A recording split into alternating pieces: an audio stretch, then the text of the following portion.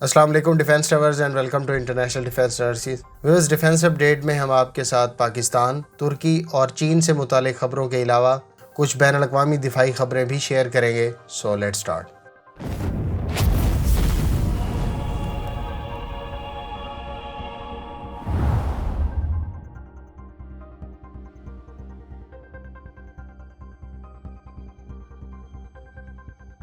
Viewers, ترکی میں 9 نومبر سے شروع ہونے والی پہلی ورچوئل ڈیفینس ایکسپو کا اختتام 13 نومبر کو ہونا ہے۔ اس نمائش میں دنیا کی 300 سے زائد کمپنیوں کے دفاعی مندوبین اپنے پروڈکٹس کو ورچولی ڈسپلے کریں گے، جبکہ اس نمائش میں ترکی اپنے تمام اقسام کے ڈرونز جس میں اکینسی، TB2، سیزیری اور انکا قابل ذکر ہیں۔ ان ڈرونز کے علاوہ ترک کمپنی ایسلسان، راکٹسان اور دیگر کئی کمپنیوں کے سمارٹ ویپنز، ایئر ڈیفنس اور بھکتر بند گاڑیوں کا ڈسپلے بھی اس ایکسپو میں شامل ہوگا۔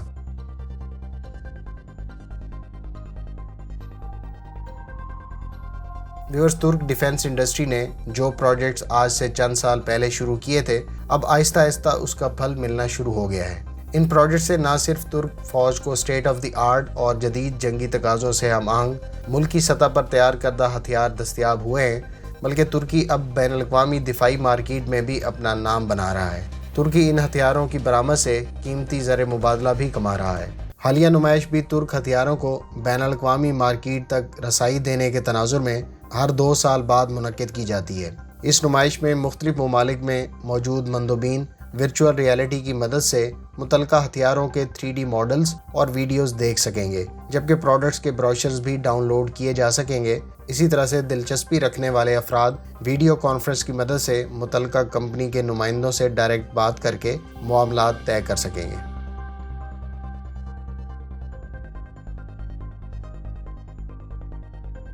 ویورز، چین نے اپنی ایئر فورس سے متعلق حال ہی میں ایک ویڈیو ریلیز کی، جس میں چائنیز ایئر فورس کے زیر استعمال J-11B طیارے پر ایک پراسرار میزائل دیکھنے کو ملا۔ اس سے پہلے اس میزائل کو پبلک نہیں کیا گیا تھا۔ ماہرین کے مطابق یہ متوقع طور پر یا تو long range air to air missile ہے یا پھر اینٹی ریڈیشن میزائل کا ایڈوانس ورژن ہے۔ تاہم زیادہ تر دفاعی مبصرین کا خیال ہے کہ یہ ایک advanced long range air to air missile ہے، جس کو متوقع طور پر دشمن کے انتہائی اہم اثاثوں کو لمبے فاصلے پر نشانہ بنانے کے تناظر میں بنایا گیا ہے، جیسا کہ اواکس، air refueller tanker aircrafts وغیرہ۔ کچھ لوگوں کے مطابق یہ CM-102 اینٹی ریڈیشن میزائل کا ایڈوانس ورژن ہو سکتا ہے، جس میں dual pulse solid rocket motor technology کا استعمال کیا گیا ہے، جو اس سے پہلے چائنا کے سب سے advanced PL-15 air to air missile میں استعمال کیا گیا تھا۔ ویورز، اگر یہ ایک اینٹی ریڈیشن میزائل ہوا تو یہ چین کے نئے electronic warfare year craft J-16D کے لیے ایک شاندار اضافہ ہوگا۔ یاد رہے کہ J-16D بنیادی طور پر چائنیز J-16 پر بیسڈ ورژن ہے۔ اگر آپ الیکٹرانک وارفیئر کے بارے میں جاننا چاہتے ہیں تو اس ویڈیو کا لنک ڈسکرپشن میں موجود ہے۔ دوستو، اسی طرح سے ایک اور ویڈیو میں چائنیز ایئر فورس کے multi role aircraft J-16 کے پائلٹس کو نئے ہیلمٹس میں دکھایا گیا ہے، جو ہیلمٹ ماؤنٹڈ ڈسپلے سسٹم سے لیس ہے۔ یاد رہے کہ HMD یا ہیلمٹ ماؤنٹڈ ڈسپلے پائلٹ کو بہتر سچویشنل اویئرنیس فراہم کرتا ہے، اور یہ پہلے سے چائنیز ایئر فورس کے زیر استعمال اس کیٹیگری کے ہیلمٹ سے مختلف معلوم ہوتا ہے۔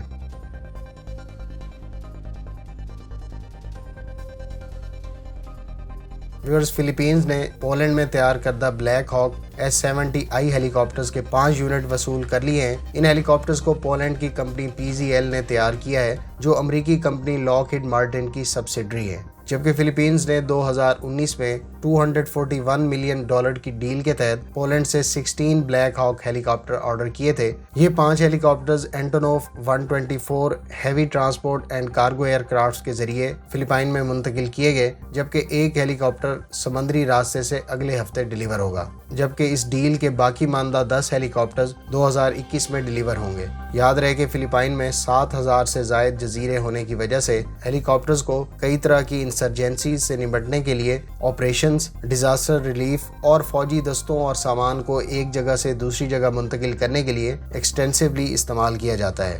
فلپینز جنوبی کوریا سے حال ہی میں ریٹائر ہونے والے UH-1 یوٹیلیٹی ہیلی کاپٹرز بھی خریدنے کے لیے بات چیت کر رہا ہے، جبکہ اس سے پہلے 6 Brazilian Embraer A-29B Tucano counter insurgency aircraft بھی وصول کر چکا ہے۔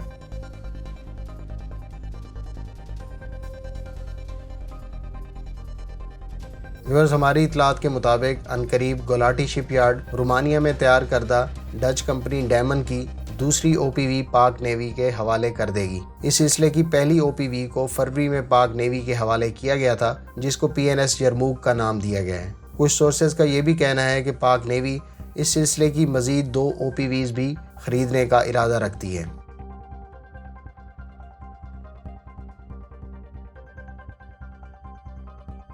व्यूअर्स, इंडिया की मेजागोन डॉक लिमिटेड ने आज स्कॉर्पियन क्लास की 5वीं सबमरीन लॉन्च कर दी है। इस सबमरीन को वीगर का नाम दिया गया है, जो दरअसल सैंड फिश को कहते हैं, जो गहरे पानियों की खतरनाक शिकारी है। याद रहे कि भारत ने प्रोजेक्ट 75 के तहत टोटल 6 स्कॉर्पियन क्लास आबदोजों का ऑर्डर 2005 में दिया था। स्कॉर्पियन सबमरीन्स को फ्रेंच DCNS और स्पेन की नेवल ग्रुप ने मुश्तरका तौर पर तैयार किया है। ताहम भारतीय नेवी के लिए इन 5 सबमरीन्स को इन दोनों यूरोपियन कंपनियों की मदद से भारत की MDL ने तैयार किया। इस सिलसिले की पहली 2 आबदोजें पहले ही इंडियन नेवी में कमीशन कर दी गई हैं। तीसरी और चौथी इस वक्त सी ट्रायल से गुजर रही हैं, जबकि छठी अंडर कंस्ट्रक्शन है और मुतवक्के तौर पर 2022 में लॉन्च कर दी जाएगी। एयर इंडिपेंडेंट प्रोपल्शन सिस्टम से लैस स्कॉर्पियन क्लास सबमरीन्स की सबमर्ज डिस्प्लेसमेंट 1775 टन, जबकि ये 44 क्रू मेंबर्स के साथ 52 डेज की इंड्योरेंस रखती है। इसके लीडिंग वेपन्स में 18 हैवी वेट टॉर्पीडो या मिसाइल्स और एग्जॉसेट SM-39 एंटीशिप क्रूज मिसाइल शामिल हैं।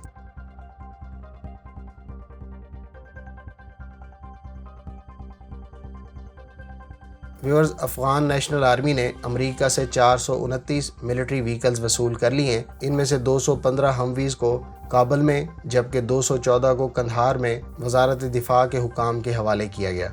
इतलात के मुताबिक अब तक अफगानिस्तान को total 1383 Humvees, 55 mobile strike force vehicles, 10 helicopters और 4 A-29 एयरक्राफ्ट फराम किए गए हैं। तोलो न्यूज़ के मुताबिक सिर्फ गुज़श्ता एक साल में $574 मिलियन का साजो सामान अफगान हुकूमत को अफगान सिक्योरिटी फोर्सेस के लिए दिया गया है, जबकि मजीद $102 मिलियन का साजो सामान अनकरीब अमेरिका की तरफ से दिया जाएगा।